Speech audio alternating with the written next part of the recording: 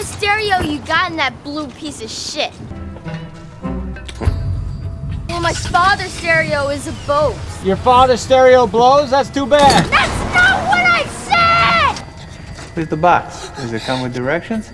Not necessary. Welcome to Screen Recaps, and today we are going to be recapping the movie Click. The movie begins by showing the main character, Michael Newman, who works as an architect. He lives with his family of 4, including his wife Donna and their 2 kids, Ben and Samantha.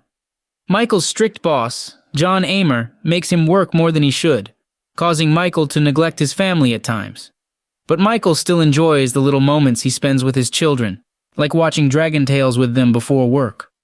One day, John offers Michael a special chance to design a fancy hotel for a big Japanese company. He also says Michael will become a partner if he gets the contract. Michael is excited about this, but he realizes he has to go camping with his family. He also misses Ben's swimming race. When Michael goes to the pool, he meets Ben's swimming teacher, Bill, who seems to be good friends with Ben. Michael becomes jealous because he can't spend much time with his son. So, he makes fun of Bill's red Speedo swimsuit. During the July 4th fireworks, Michael spends all his time on the phone with his boss, which annoys his mom, Trudy.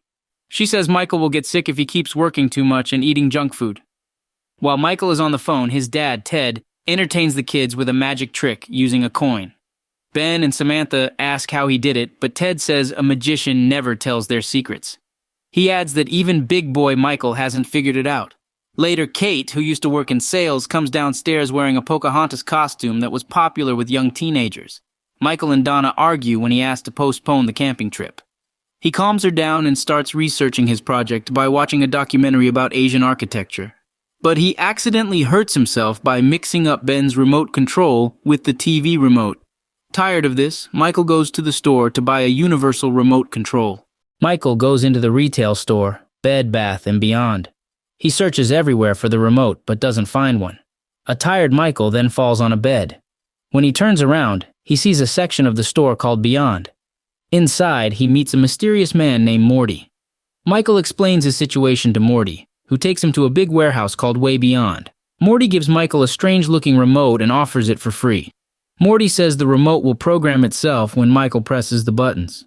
A confused Michael asks why he's getting the remote for free. What's the catch? Morty replies that good guys deserve a break sometimes. Before leaving, Michael is told the item can't be returned. Back home, he continues watching the documentary and starts working on the project design. However, he's interrupted by his dog, Sundance. The dog wants to go outside, so he barks. An annoyed Michael points the remote at Sundance and presses the volume down button while telling the dog to be silent. Surprisingly, the dog becomes quiet. But Michael thinks it's because he had too much cough syrup and too many Twinkies, causing a hallucination. After taking Sundance out, he gets frustrated again as the dog takes a long time to find a spot. He points the remote at the dog and presses fast forward. Again, the trick works and Sundance finishes quickly. Michael is amazed and believes in the universal remote's power. He realizes the remote can control real life. The next day, he uses it to look into his past. He gets emotional seeing his younger self playing football with friends at Lake Winnipesaukee. Meanwhile, Morty gives Michael his phone number for remote questions. Michael uses the remote to fast forward through family dinner, arguments, and even intimate moments. After fast forwarding one intimate moment, Michael is surprised that he climaxes quickly and can't satisfy Donna as before. He also learns he doesn't remember dinner conversations or commitments. Michael calls Morty and asks for an explanation. Morty explains that during fast forward, the body is on autopilot. Michael's going through motions but skipping ahead mentally. This way, Michael appears to lead a regular life, but he can't recall any of it. After this discovery, Michael employs the remote to skip through unpleasant things like illness, chilly showers, and traffic. He also presents the design he made on autopilot to the Japanese businessman, Mr. Watsuhita. The meeting seems to go well, but Michael's overly excited boss, John, unintentionally makes fun of Japan's famous baseball players by mistaking their name for Asian dishes. This leads Mr. Watsuhita to excuse himself for a private talk with his team. A nervous Michael tries to listen in on their conversation but can't understand it. So he uses the remote to translate and amplify their discussion. The trick works. revealing that the Japanese team disliked Michael's design, stating it seemed inspired by a bad documentary on Asian architecture. They wanted more rooms for higher profits, not a river in the lobby. Mr. Watsuhita then tells his team to end the meeting to go for jello shots at America's famed cultural spot, TGI Fridays.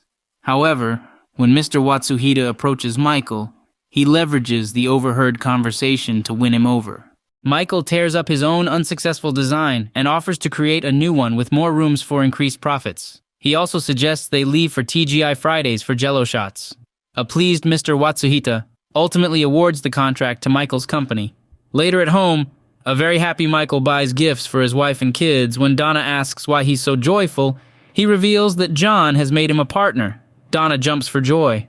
But the excitement turns to disappointment the next day when Michael learns he hasn't actually been promoted. In fact, he won't be promoted until he prepares the hotel's construction plan and secures Mr. Watsuhita's commitment, which will likely take several months. Crushed by the news, Michael uses the remote to pause John and play a prank on him. In the next scene, Michael plans to fast forward to when he finishes the Watsuhita project. Seeking Morty's advice, Morty reminds Michael of the leprechaun from a cereal commercial, who always chases a pot of gold at the end of the rainbow. However, when he finally arrives, he realizes it's just plain cornflakes. Michael doesn't get the comparison, but still decides to pause his plan of using the remote. During this period, Michael is still upset about his promotion and takes it out on his kids, making them cry. He mocks their ideas of building houses from pizza and pickles.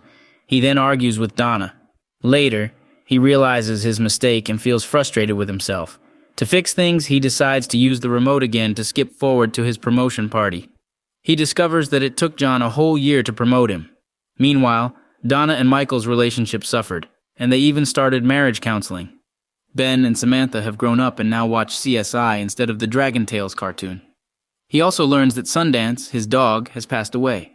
Michael breaks down, regretting not letting his dog do something unusual. This confuses Donna, but she comforts him. Michael promises Donna that he'll change and become a better person for her. He asks her not to leave him. They share a moment, but the remote fast forwards through the end of it. Again, Michael finds Donna unsatisfied next to him in bed.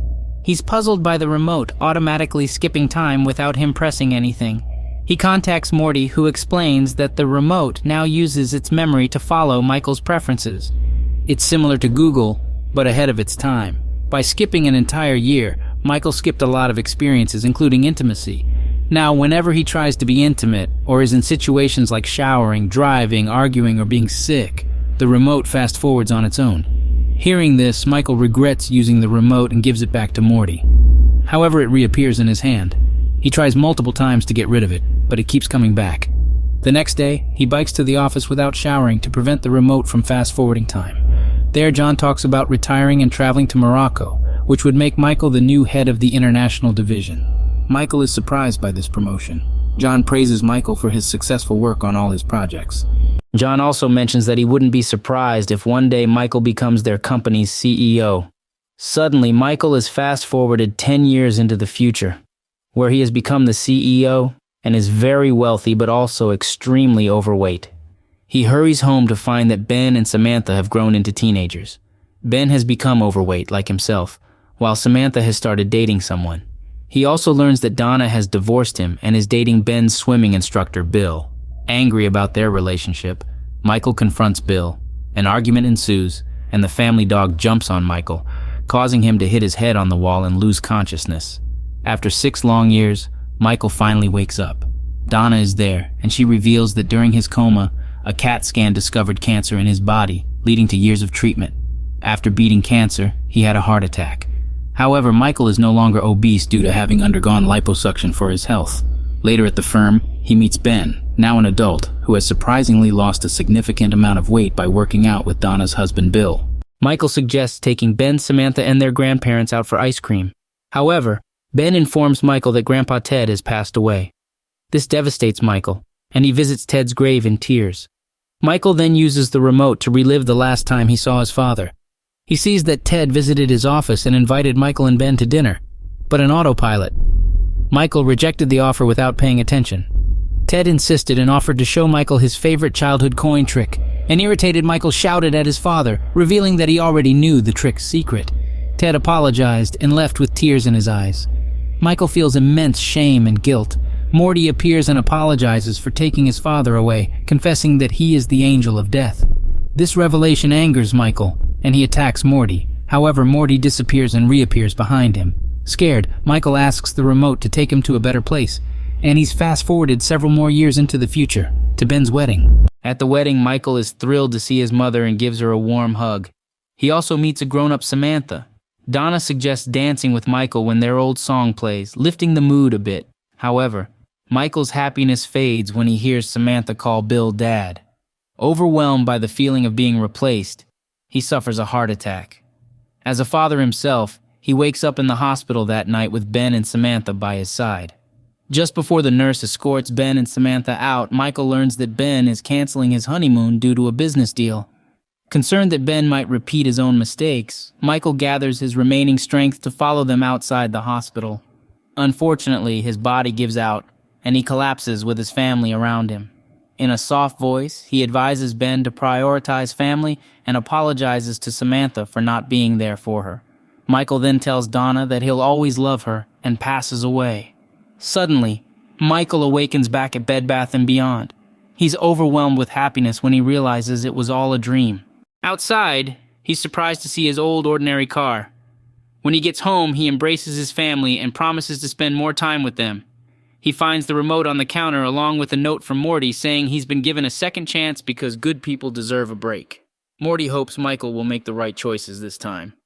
The movie concludes as Michael throws the remote in the trash and is relieved that it doesn't reappear this time.